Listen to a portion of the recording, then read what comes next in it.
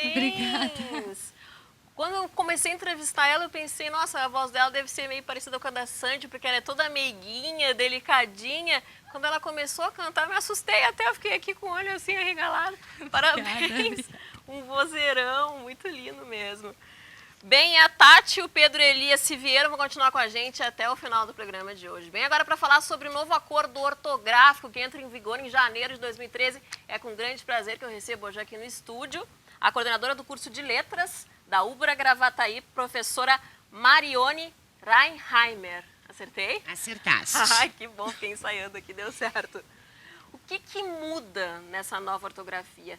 Teve uma mudança em 2009, em janeiro de 2009, é esse mesmo acordo ortográfico que agora o limite dele é janeiro de 2013 ou tem alguma mudança em relação a 2009? Não, o acordo que foi assinado, na verdade, já se começou a oficializá-lo, digamos assim, em 1990, né? E em 2009 houve, então, essa determinação de se começar a praticá-lo. E ainda poderia ser paralelo à antiga ortografia, digamos assim. Dava para ir usando as duas. Durante, então, 4 anos, né, de 2009 até este ano, nós poderíamos, dentro dessa adaptação,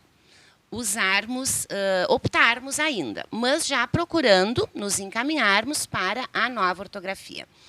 O que acontece agora? A partir de 2013, 1º de janeiro? 1º de janeiro, existe somente o novo acordo.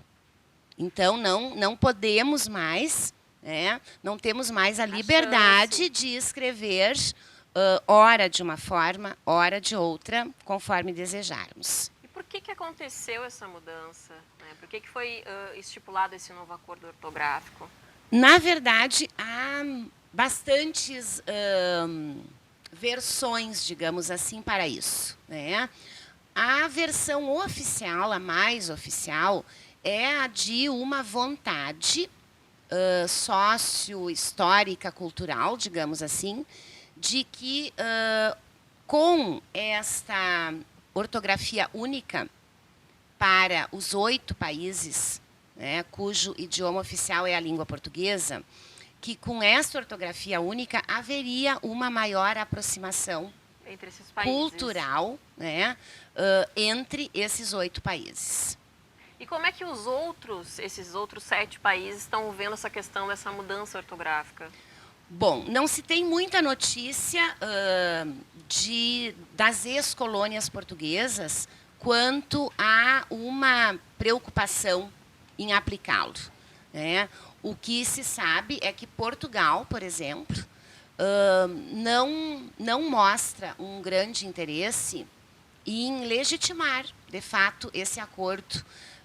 Há uma polêmica muito grande, tanto em Portugal quanto aqui no Brasil, né, entre uma área da intelectualidade brasileira também, porque nós entendemos que houve esse movimento de mudança, ele ficou muito restrito, né, a quem fez, né, essas movimentações de mudança, que na verdade ficou com o grupo da Academia Brasileira de Letras, que foi quem negociou, digamos assim, né, esteve todo o tempo com a Academia Portuguesa, né, Lisboeta, Academia de Lisboa, que então representou Portugal. Então foram, na verdade, 2 academias e não houve uma participação, né, de outros grupos de toda a intelectualidade, muito menos popular, né, não houve participação popular.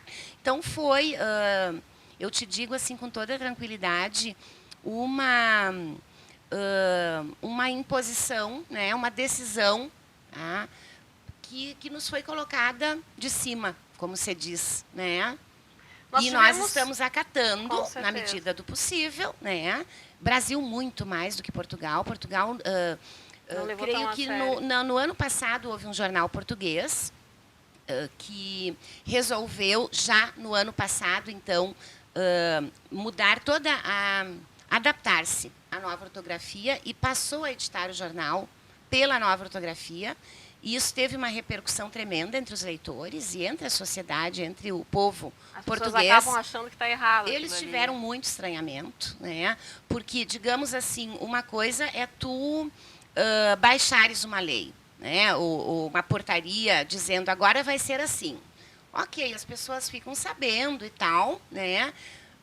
Agora, outra coisa é tu veres isso materializado, né? Nos jornais, nas revistas, tu teres de escrever as tuas redações pela nova ortografia, reeditar todos os livros, né? Isso causa um estranhamento muito grande. Com certeza. E em Portugal não foi diferente. E eu lembro que há um outro jornal português que resolveu, que disse o seguinte, nós vamos aderir e nós vamos começar publicando 70% dos nossos textos na nova ortografia e os outros 30% ainda deixaremos conforme era antes. Que é uma coisa totalmente, se tu pensares bem, um critério incoerente. Que causou mais porque estranhamento. Aí causa confusão, porque você não sabe o que é o certo e o que é o errado. É uma confusão tremenda. Na verdade, assim, concretamente, nós sofremos, digamos assim, em termos de percentual de vocabulário, nós sofremos menos mudanças do que Portugal. E talvez isso os incomode também. Né? Dentre o nosso vocabulário, nós mudamos em torno de 0,4% de todo o universo vocabulário, né? Que nós estamos agora escrevendo de outra forma, seja nas questões de acentuação, seja nas de uso do hífen, a hifenização. Que são os que mais nos atingem, o que mais a gente usa no dia a dia. Exato, que é, de fato, né, o que nos atingiu na reforma. Então, 0,4% para nós. Para Portugal, segundo a estimativa, 1,6% de todo o seu vocabulário. Né? E isso representa, né, um montante muito maior. Uma readaptação, né, mais radical que eles têm de fazer. E para eles não foi nem nos acentos, não foi nem nos hífens, porque isso nós é que, digamos assim, tivemos de nos adequar a como eles já praticavam estes acentos e estes hífens. Tá? Então, eles não tiveram uma mudança de uso de circunflexo, agudo, hífen, etc. A mudança para eles, e talvez por isso o estranhamento tão grande deles, é que, por exemplo, vou te dar um exemplo clássico. A palavra ótimo, para nós, ótimo, eles escreviam óptimo, OP, né? Porque eles têm lá uma regrinha, tá? De que antes de determinadas consoantes, principalmente o T, quando a sílaba anterior é tônica, tá? Essa consoante seguinte, né, da sílaba que inicia a sílaba seguinte, vai ter um P antes. Tá?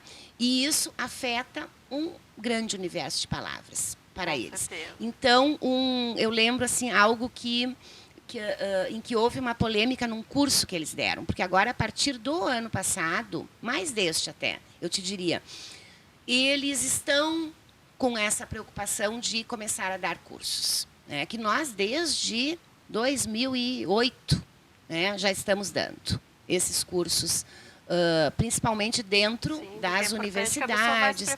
Isso, formação para professores de escolas de ensino fundamental e médio. Essa movimentação nós já estamos fazendo desde antes de 2009. Tá? Porque sabíamos que já a partir de 2009 teríamos de mudar, né, o nosso modo de escrever. Eles começaram isso ano passado, ainda muito incipientemente, eu te diria, e neste ano um pouco mais fortemente.